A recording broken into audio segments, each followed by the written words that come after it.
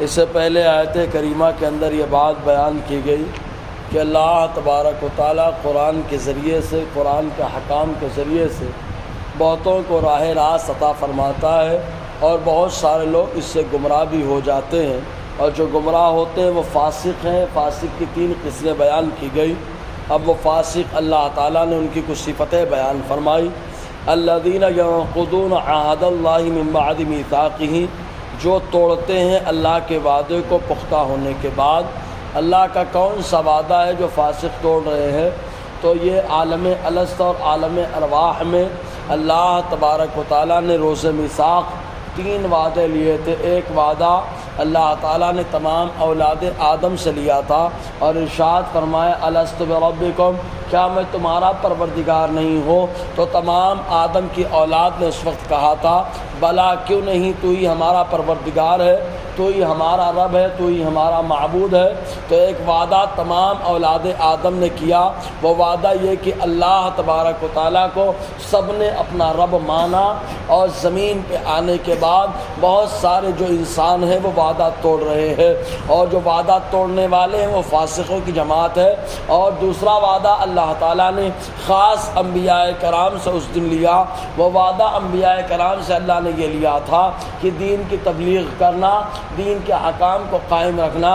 اور تیسرا وعدہ اللہ تعالیٰ نے خاص علماء کی جماعت سے لیا، وہ یہ کہ اللہ تعالیٰ نے جو وعدہ لیا یہ کہ حق بیان کرنا، حق بالکل نہ چھپانا۔ تو اللہ تبارک و تعالیٰ نے ان 3 وعدوں کو لیا۔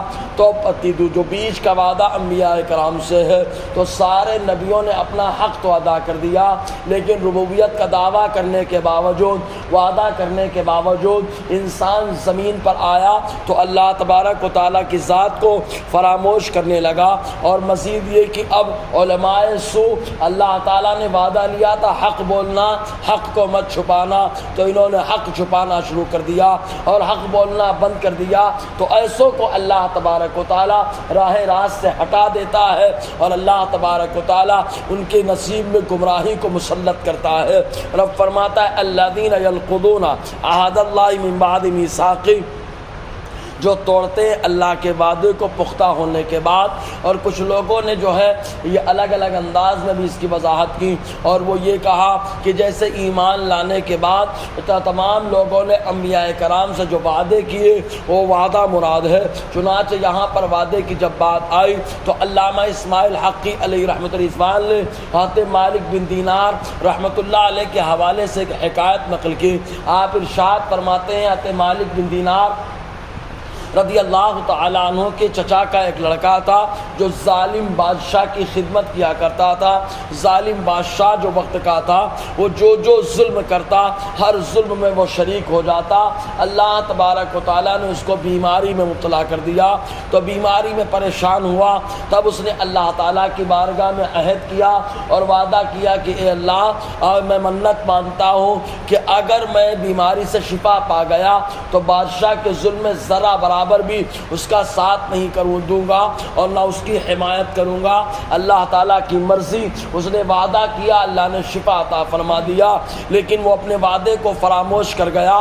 دوبارہ پھر بادشاہ کے ساتھ جا کر کے ظلم کرنا شروع کر دیا۔ رب کی مرضی دوبارہ پھر بیمار ہوا، اور جب دوبارہ بیمار ہوا پھر اس نے وہی وعدہ اور منت کی کہ اے اللہ، اگر میں اب کی اچھا ہو گیا تو بادشاہ کے ظلم کے ساتھ نہیں رہوں گا، بادشاہ کے ظلم کا سپورٹ نہیں کروں گا۔ اللہ تعالیٰ نے شفا عطا فرما دیا، اور شفا دینے کے بعد دوبارہ پھر اس نے اپنے وعدے کو توڑ دیا، پھر بادشاہ کے ساتھ ظلم کرنے لگا۔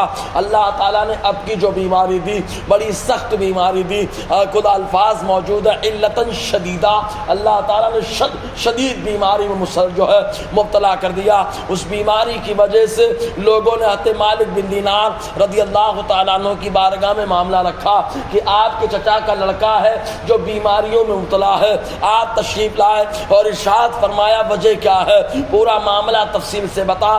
چنانچہ اس نے بتایا تو آپ نے ارشاد فرمایا تو اس جماعت میں شامل ہو گیا جس کے بارے میں اللہ تعالیٰ فرماتا ہے الذین ینقضون عہد اللہ من بعد میثاقہ، کہ اللہ سے جو وعدہ پختہ کر لیتے ہیں اس کے بعد توڑ دیتے ہیں۔ تو اللہ تبارک و تعالیٰ ایسے لوگوں کی ہدایت ہدایت چھین کر گمراہی میں انہیں ڈال دیتا ہے۔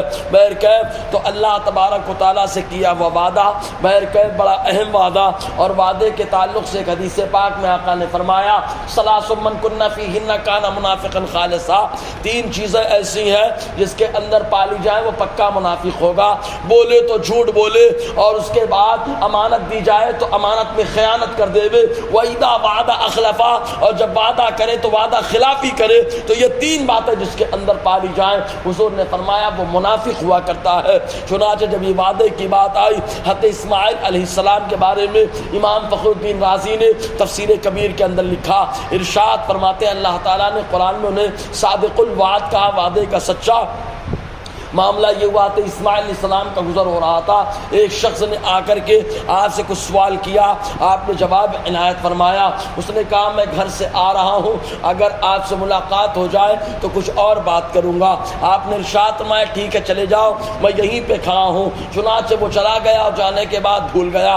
حضرت اسماعیل علیہ السلام وہیں پر موجود رہے، اور اس کے بعد جب وہ دوسرا شخص دوسرے دن آیا تو آپ کو وہیں پایا، اور آتے ہی رونے لگا اور کہا کہ میں تو بھول گیا تھا۔ آپ نے ارشاد فرمایا تھا اسماعیل علیہ السلام نے تو بھول گیا لیکن میں نہیں بھولا، اس لیے کہ اللہ تعالیٰ نے مجھے وعدہ وفا کرنے کا حکم عطا فرمایا۔ تو اللہ تعالیٰ قرآن مقدس میں حضرت اسماعیل علیہ السلام کو صادق الوعد ارشاد فرماتا ہے۔ انشاءاللہ اور آگے گفتگو رہے گی۔ اللہ تعالیٰ ہم سب کو فیضان قرآن برکات قرآن سے مالا مال فرمائے۔